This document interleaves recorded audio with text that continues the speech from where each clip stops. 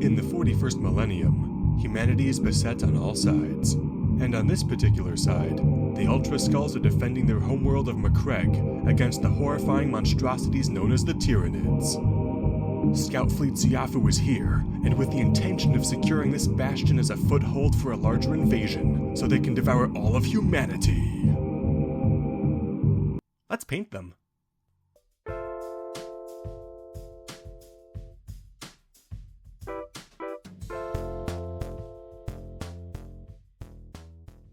Hello hobby friends. In this video, I'll show you how I painted most of my Tyranid army with nothing but $1 craft paints, and how it revealed a flaw in how I paint miniatures. I'll also be sharing how long each squad took. Full breakdown of times at the end of the video. To start, let's quickly prepare a wet palette. It's just paper towel, some normal paper, and parchment paper. My Tyranids are white and red in color, so I'm going to start off by mixing a white shadow with a 50-50 mix of black and white craft paint, also adding in a little bit of blue. A cool gray will look more interesting, and hopefully it will complement the cool red I'll be applying later. For the first base coat, I'm going to be using this crappy brush. Since I'm hitting up the entire model, there's no need to be slow, and I don't want to ruin a good tool with quick strokes. Don't read into that. But seriously, if you're going to paint a whole model one color, especially if it's the shadow color, just do yourself a favor and use a crappy brush. You'll save so much time. Now that the base coating for the white shadow is done, let's mix the first highlight layer. It's as simple as mixing white into the medium cool gray 50-50. I always go for a 50-50 mixture whenever possible, because otherwise I forget the ratios. I made sure to mix in more than enough for the initial gray because I knew that I wanted to reuse it for mixing. And because I'm using cheap craft paints, the mental burden of wasted paint is practically non-existent. To apply it, I'm using a makeup brush, but I'm not exactly dry brushing here. I'm overbrushing. Essentially, I'm putting more paint onto the makeup brush than I would for dry brushing. That way the majority of the surfaces are coated. Of course, I'm still scrubbing off much of the brush's paint before I touch it to the model. As you can see, most of the mini is now a brighter gray, with the medium gray only in the deepest recesses and shadows. Personally, I prefer overbrushing over washes. Pun intended. As I was working on the termagant with the custom reposed arms, I, sort of broke one of them off. I suppose that's the real downside to overbrushing. I probably should use a thick plastic cement, but I don't want to wait for it, so superglue it is. Hopefully this won't break again. And to ensure that, let's dump on some magic white powder known as baking soda. The next step is going to be basically the same as the previous one. I'm making an even lighter gray by mixing in more white, again 50-50. But unlike the previous step, I am dry brushing this one. I want a lot of the first light gray to show through for the sake of contrast. This will create a nice gradient between the two lighter gray tones. By the way, I figured that I'd show how I clean my makeup brushes since it can have a major effect on results. I do a quick dip in my water cup, just touching the bristles. Then I scrub the brush in circular motions on a paper towel to get out as much water and pigment as I can. I do a few of these circular scrub cycles until no more pigment seems to be coming off the brush. This can take a long time. I finish by squeezing out the last of the water into the paper towel. Once this is done, I switch to another makeup brush so the previous one can dry. The last step for the white is white. Who would have guessed? Here, I'm doing a light dry brush as to only hit the raised edges for the crispiest of chitin definition. And just listen to that dry brush. Music to my ears. Here is the difference that the white dry brush made. With the white finished, let's move on to the red. Including black, white, and blue, this will be the fourth paint I'm using. Since red only covers part of the mini, I'm going to be using a slightly nicer brush. And by slightly nicer, I mean the bristles are not splayed all over the place. This one doesn't come to a point, but it doesn't need to since I'm only base coating. As long as there are no bristles out of place, it should be fine. Since this red craft paint is pretty translucent, it will retain some of the contrast from the white underneath. But that contrast will be dramatically reduced. This pretty much happens anytime you apply a layer of uniform coverage, excluding washes and paints with flow aid which probably retain or add to the contrast. After one coat, I think it's looking pretty good, despite my shaky hands. And the arm that I broke off earlier is still hanging on. You can see a crack where it broke, but I can't be bothered to hide it. On some of the shoulders, I apply one of the light grays, though I don't remember which, to cover the shadow on top of the shoulder left over from the overhanging armor. There really shouldn't be a shadow on top of the shoulder, but again, this is from like the dry brushing process, so a little bit of manual highlighting will fix it. At this point, I'm going to take a break and compare this squad's progress to some of the others I've done previous to this one. Both the red and white of one of my earlier termagants are darker. I think this is because I dry brushed the first light gray instead of overbrushing it. And if I compare a model from each of the 3 squads I've painted up so far, you can see that only the first one has a red segment on the secondary arms. You can also see that the brown on the first base is more saturated than the second. I'll address that later. To highlight the red, I'm going to use pink. Just like the gray, I'm mixing the red 50-50 with white. I dry brush it on very lightly so it only deposits on the edges. As long as the pink is kept off of the majority of the red sections, the whole thing should still read as red. The red had definition before, but I like the cold look that the pink highlights give. Honestly, I think they look good either way. I used a little bit of it before with the gray, but let's properly break out the blue. As with the red, I'm just doing a single base coat. Only this time, I'm adjusting the consistency so it will act more like a speed paint. This is useful for preserving the contrast in the ribbed, recessed areas that look a little bit like zippers. It is a bit tedious getting all the joint areas. The joints seem to alternate between recesses and protruding areas, each having their own annoyances. But this is one of the last steps before the base, and it only requires one coat, so I can't really complain.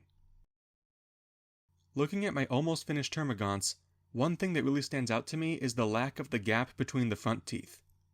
No problem. I make a few swipes of a black glaze, and that smile is looking sharp. This pun is also intended. Almost done, time for the base. This lighter brown is the 5th paint I'll be using in this video. $5 to paint a whole army ain't bad, though I will be using some other colors later. Now sometimes, craft paints get these strings of coagulated paint. They only appear in mostly empty bottles, so my theory is that paint drips down the inner walls of the bottle, partially solidifies, and then comes loose when the bottle is shaken, resulting in an elastic, gooey string coming out of the nozzle. Like passing a paint parasite. Anyway, the base is pretty simple. I try to thin the brown enough so that it coats quickly, but not so much that it flows into the recesses between the grains of sand on the base. It also doesn't need to be all that uniform. It'll probably be more realistic if it's ununiform with darker and brighter patches here and there. You know what, I might be overcomplicating this, it's just a base coat. To tie the mini into the base, I glaze some of the brown down the sides of the raised hooves and on their exposed bottoms. It's always good to hit those exposed bottoms. Wait a minute. Second to last step. I mix white and light brown 50-50 to make a tan color and dry brush it on. And the last step is to paint the base rim. A special painting tip, don't mix the base rim color on dried paint, as it might mix in paint crumbs, and no one wants a crummy rim. Oh, and I forgot to put this in the script, but the reason the one termagant base was darker than the other one was because I only put one coat of that brown instead of 2 base coats. Yeah, half of my Space Marine army has darker bases because I forgot to put one of the base coats on. I only just now realized it. And with that, I'm done with most of the termagants. It's very satisfying to see a monochromatic bunch of primed models become a vibrant Technicolor army. I did forget to put a few red sections on, so let's take care of that. And now it's time for my favorite part. Peeling the parchment paper off the paint palette to produce the printer paper's penmanship. And yes, I do save these. As for the times for painting these squads, I did time the first 2 Termi squads, but then I misplaced the sticky note I was using. Probably shouldn't have put it on a sticky note. The third squad took about 4.5 hours, so let's just say they all took 4.5 hours. Oh, I also painted the Neurogaunts off screen. Each squad of 11, 10 normals and 1 leader, took around 2.5 hours per squad. So far, so good. For the next unit, I'm just gonna flip this soggy square over and put down my new palette papers. But before I can start slapping down some paint, I've run into a bit of an issue. So, the enamel spray primer I used seems to be uncured with a tacky finish. Keep in mind that this has been primed for at least a month. Luckily, I'm no stranger to this development. Essentially, there are certain surfaces that enamel primer just stays tacky on. In this case, polymer clay. I must have messed up the Mod Podge sealing step somehow. In any case, I thought of a new solution. Scrape the paint off the raised edges and cover the whole thing in more Mod Podge, thinned with water.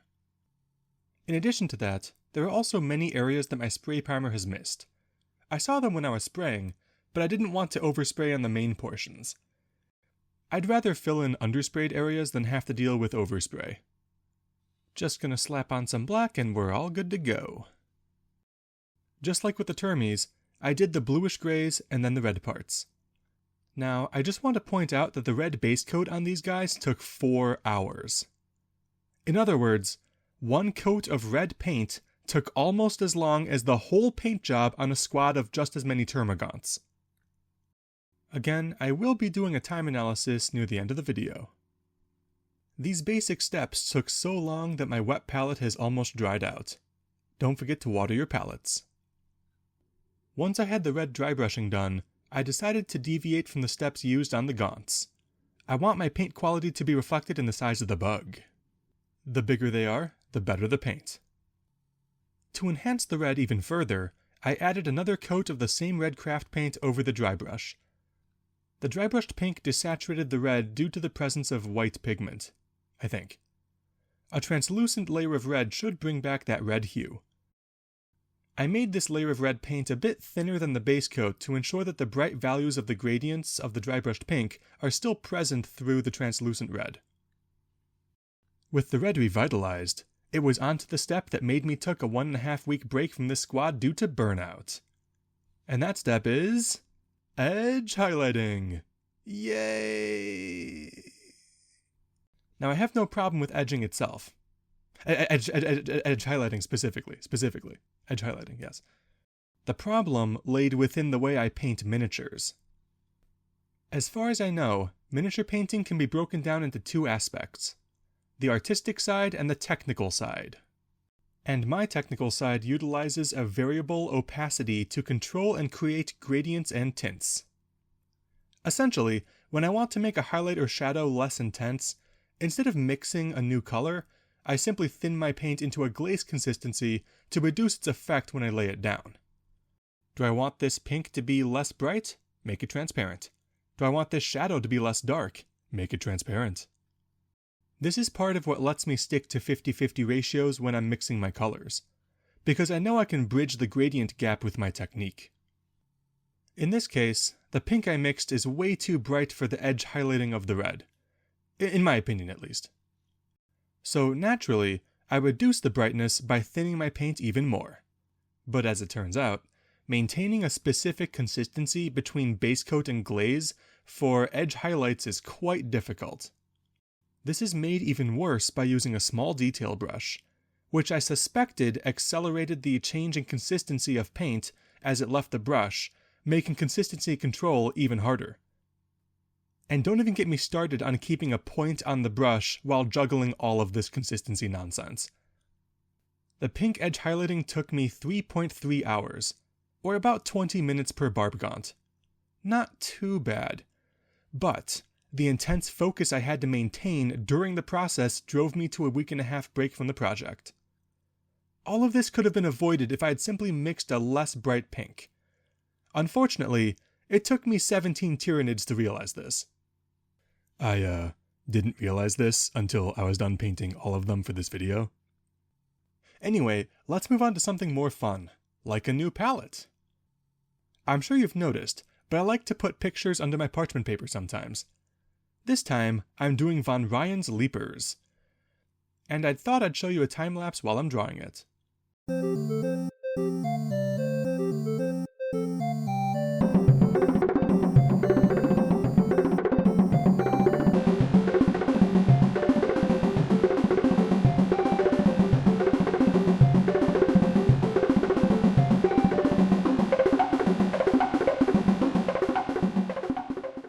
I'm pretty happy with how this turned out. Only someone who's into both Star Trek and Tyranids would get this joke. Which makes it even funnier for me, because no one else I know gets it. Okay, anyway, O'Brien number 3 on the sticky note looks pretty good, but I'm happy with the depiction on the palette paper. His eyes have just the right amount of wonder. Let's get these leapers leaping onto some handles. Because of how tall the leapers are, I thought of a new way of keeping my minis from peeling off the masking tape I use. A small strip of tape extending from the side of the handle to the base rim. These leapers won't be leaping anywhere, except into my painting process. Skipping all the boring stuff I already mentioned, I'm going straight into the details. The sides of the tails are looking a bit plain, so let's glaze some blue in there. This is similar to the reddish hue you might put in the shadows of a skin tone, but blue because aliens. I also put a blue wash over the face fingers, or whatever they are. So, when I hand sculpted the human lower body onto this knit appendage, I lowered the upper part by shortening the joint tendon, yes. But it appears that I didn't perfectly line it up. Maybe it slid when it was drying or something. Anyway, to fix this, I'm just going to carve away the ajar section. Then, I hit it up with some blue, covering the gray paint and exposed plastic alike. I mean, it's not amazing, but it looks fine. Plus, I don't think anyone's going to be peeping at the tendon when there's a much more eye-catching feature at play. On another joint, an elbow joint, I accidentally painted this part blue when it should have been kept white. It's clearly reposed, and I forgot to gap fill the cut. Then I must have thought that this cut was part of the sculpt.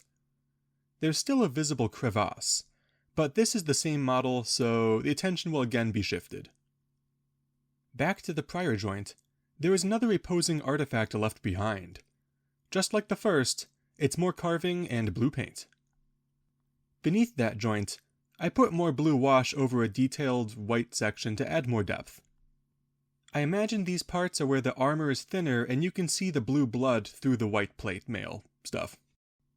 Unfortunately, the blue wash ended up acting more like a tint, probably because it's just thin craft paint. Maybe it wasn't thin enough, I don't know. In any case, I redeliver that juicy contrast through an off-white dry brush. Honestly, a lot of this part of the process is me fixing tiny mistakes. Like reapplying the blue to fix the off-white dry brush spillover. It's like a balancing act, really. At times like these, I just have to keep reminding myself that I'm not going in circles and that I am making progress. Let's re-moisten that palette. You know you've been painting for a long time when your wet palette needs several drinks. Since there are only 6 leapers, I thought I'd add yet another new step, which is highlighting on the blue. I'm not too concerned about blending here. The saturation of the blue I'm using and the contrast of the pre-shaded gray underneath will definitely be pulling its weight, but a little bit of highlighting will help to elevate it to the next level. This is especially true for the spike veins. As for the eyes, they got an even brighter blue highlight to make them stand out. Same for those spiky veins. And again, I'm not really concerned about blending here, layering is fine. Well, the blue is done. And now it's time for my blue. Blue lemonade and egg rolls. And can't forget some roughage. Think islands, drink islands. Shake, sip, repeat. Don't mind if I do. So, I sort of forgot to cover my wet palette, and it completely dried out. Let's just peel off some of those paint scabs. A little bit of water, and it should be fine. Finally onto the basing bits. Though I actually painted some of the basing bits on the barb gaunts before, but whatever. Here I'm using a basic green craft paint. For those who are counting, this is paint number 6. Like the red or blue, I'm just slapping down another base coat. However, I'm keeping some of the brown spillover on this rifle to help tie it into the dusty, dirty environment. I'm also keeping the inside of this overturned guard helmet dark gray. Now onto the part you might have been waiting for. The lower body. Everyone loves a good lower body. Wait a minute. This guardsman gets some green, and the boots are base-coated black. While I have the black paint out, I glaze it for the shadow around the details of the las rifle and the helmet, while also instilling a shadow within the helm's gray innards. Back to the bod, I lay down some shadows loosely. Without sculpted wrinkles, I'm going to have to feel out where I want the shadows and highlights. I mix yellow into the green 50-50. Yellow is the 7th and final paint I'll be using. This mixture is dry brushed over the green areas. I would like to point out that this is being done before the tan dry brush step for the base. Any lime green on the base will get covered up when I dry brush the tan. I also hit up the bod with some dry brushing, and then manually layer the same lime green for greater contrast and control. I mix a dark green and manually layer shadows that complement the highlight placement. Why spend time sculpting the folds of the clothing when they can simply be painted on? And unlike the sculpting process, it's very easy to undo a painting step by wiping it off or painting over it. Plus, if I did sculpt the 3D folds, I would have to highlight and shade them anyway, so why even bother? I decided to go with the folds that follow the direction of gravity, to reinforce the idea that this body is hanging by its leg. I edge highlight the boots and place volumetric highlights as well, coming back with another black glaze to tone them down. Using the medium brown that was used on the base, I stipple and glaze it on the bottoms of the boots and the buttocks of the body, even on the sides of the boots too. I imagine that this unfortunate fellow was knocked to the ground during the struggle, or lack thereof. It was probably pretty fast. To finish off the ferocious feasting on this fellow, I stipple glaze a mixture of red and black paint. I'm not really a fan of technical paints, as I find most effects can be achieved with manual paintwork. Plus I get more control. The bloody innards look too pink from the red dry brushing step, so I go back with a glaze of pure red to make it look fresh. Fresh flesh. Since these minis have no metallic paints on them, I figured it'd be weird to add them now. So the little aquillas on the guard bits are going to have to be done in non-metallic metal gold. Nothing fancy here, it's just as simple as orange, followed by yellow, and then pure white to finish it off. It's so small that it'll look good even without a gradient. On the helmet with scratches, I put down dark gray as I have now decided that they are made of dark gray material. I tried to be different and highlight the deepest parts of the scratches, like light illuminating a valley. But it looks weird, so black wash it is. Finally, I get to dry brushing the tan on the base. I'm not sure if the dust on the ground would be on the gun and the helmet that were dropped moments ago, but I figured the struggle likely kicked up some dust. Can't forget to dry brush the boots. There we go, looking nice. As I dismount the models from their painting handles, it looks like these tape straps did the trick. Without these, many models would have likely come loose during the pink edge highlighting step. Or any step really. By the way, have any of you ever misplaced your nail clippers, and then you see your hobby snips, and... One last detail on this leaper, I put down more dark red on the base to tie it in with the half-eaten body. Hey, Tyranids can't help it if they're messy eaters. One last thing I'm going to paint here is the Neurotyrant's brain, and also its tail. I'm glazing on blue, with it delving into a wash consistency just a tad. Then I go in with the first highlight, keeping it away from the edges of the exposed parts of the brain. I use brighter blues, covering less and less with each value until I put down a small section of pure white in the center. Also, watching the footage, I just realized that I got some light blue on the red armor. Yeah, that's really bugging me now. Almost as much as this. I reached down to pick up one of these little buggers and I miscalculated my hand placement, and brought it down on the model. Whoops. I get out the big guns, and by guns I mean cement. The tentacle separated during the restoration, but that'll just make it easier to cement it back in place. While it's curing, I gently wedge an offcut of craft foam to keep the mini from tilting forwards due to the gravity of the situation. Specifically, the gravity of the situation. By the way, here are a couple diagrams of alternate ways to fix this kind of break. I've tried pinning before, but in a 2mm plastic rod, the thin plastic walls at either end of the pin just break. A technique I have used is to make an embedded splint of plastic, then carve and sand it down. That's the fix I recommend if your thin parts keep breaking off. Either that or call a doctor. With that fixed, my army is now mostly painted. But before the beauty shots, let's take a look at those times I promised. The recorded times. Here's a composite image I made showing the different times. Each unit type has a time for all the models and a single model of the unit. The times are also displayed in hour decimals and hours with minutes. So, I never timed out each unit type for an army before, and I gotta say, it's a huge pain in the butt. I wasn't able to fully relax during any of this painting process, probably why it burnt me out so much, that in addition to all the other things that burnt me out. In fact, I'm not even sure that these times are accurate. They might be off by like 5%. Mostly because I kept taking breaks and that made timekeeping a bit more difficult. Now, you might have noticed that the barb gaunts have 2 listed times. When I painted them, I recorded the time for each step. But only for that unit, because, I'm not a masochist. At least not that much.